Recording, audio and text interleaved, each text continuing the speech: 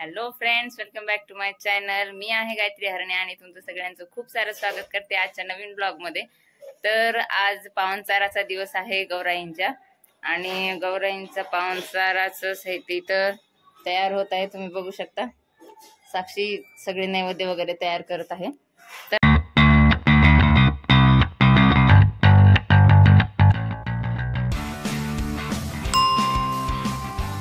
तर आमच्या इथं नैवेद्य असा असतो की दोन्ही गौराईंना 16-16 नैवेद्य, म्हणजे पुरणपोळीचे नैवेद्य, मुटके फळं आणि दिवे वगैरे लावले जातात 16-16. आणि हे जे पिलवंड आहेत त्यांचे गणेशासाठी असतात 9 पुरणपोळ्या, 9 मुटके, 9 मोदक, 9 दिवे वगैरे सगळे असतात. आणि या छोट्या राणीसाठी असतात 5 पुरणपोळ्या, 5 नैवेद्य असतात, 5 दिवे असतात, 5 मुटके वगैरे, फळं वगैरे सगळे 5-5 असते. अशा प्रकारे खूप सारा स्वयंपाक आम्हाला करावा लागतो. तर तुम्ही बघा, इथे एवढ्या सगळे असे हे करून ठेवलेले आहेत पुरणपोळ्या छोट्या छोट्या.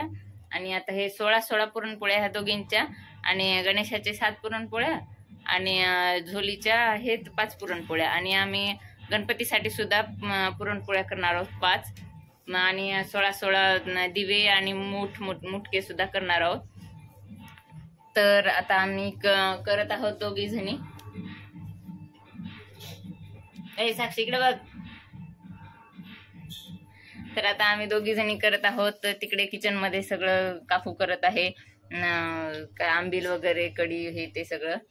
तर आम्ही हे करायला घेतलेलं आहे. बघूयात, पटपट करूयात, आरती वगैरे करूयात, मग कहाणी ऐकायची लक्ष्म्यांची. चला तर मग. तर अशा प्रकारे असते कणकीचे असे करून मुटके केले जातात, त्याला मुटके असे म्हणतात आमच्या इथे. आणि आमच्या पुरणपोळ्या वगैरे सगळे झालेले आहेत, आणि अशा प्रकारचे सगळे दिवे वगैरे करायचे आहेत. आणि हे मुटके मी करत आहेत 16-16, 2 लक्ष्म्यांसाठी आणि गणेश आणि झोलीसाठी.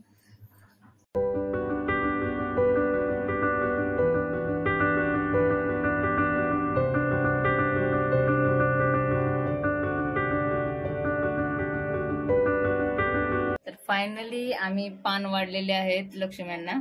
आणि आता इथं फक्त रांगोळी वगैरे काढायची राहिली आहे. रांगोळी वगैरे काढल्या की नंतर आरती वगैरे होईल, आरती करूयात नंतर. चला तर मग रांगोळी काढायला घेऊयात.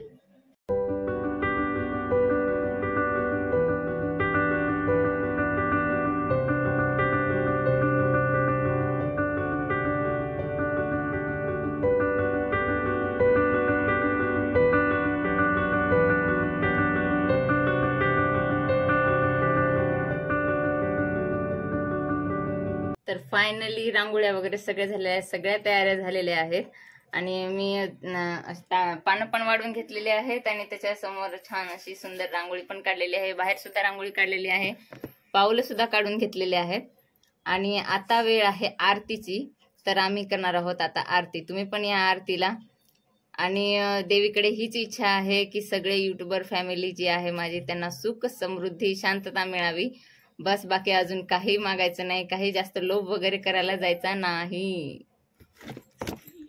तर आमच्या इथे अशी पद्धत आहे, प्रत्येक ठिकाणच्या लक्ष्म्या वेगवेगळ्या असतात आणि प्रत्येक ठिकाणी वेगवेगळे रीतिरिवाज असतात. तर आमच्या इथल्या प्रथा मी तुम्हाला सांगते. आमच्या इथे सगळे जे पात्र आहेत ते सगळे 16 दिवे वगैरे जे मी तयार केले होते, त्याला आता ते लावायचे आहेत. आणि ते लावणं झाल्यानंतर लक्ष्मीजी जेव्हा जेवायला येतील तेव्हा सगळे दारं खिडक्या बंद करून दुसऱ्या सेपरेट रूम मध्ये जाऊन आम्ही लक्ष्मीची कहाणी वगैरे वाचन करतो.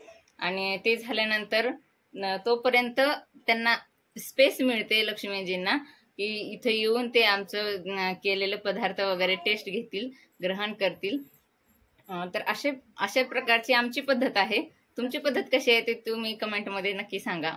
बसती व्यापक रूपे तू लक्ष्मी, जय देवी जय देवी जय महालक्ष्मी.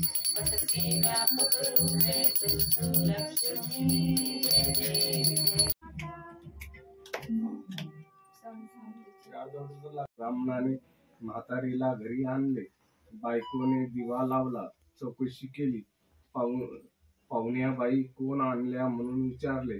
नवऱ्याने आजी म्हणून सांगितले. बायको घरात गेली.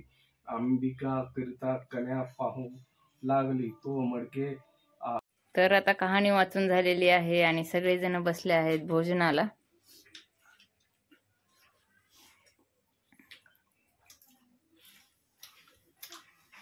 तर अशा प्रकारे सगळ्यांचे भोजन आटोपलेले आहेत आणि आजचा दिवस खूप दगदगीचा होता. तरीही थकावट जाणवलेली नाहीये, कारण ती आहे महालक्ष्मींची पावर.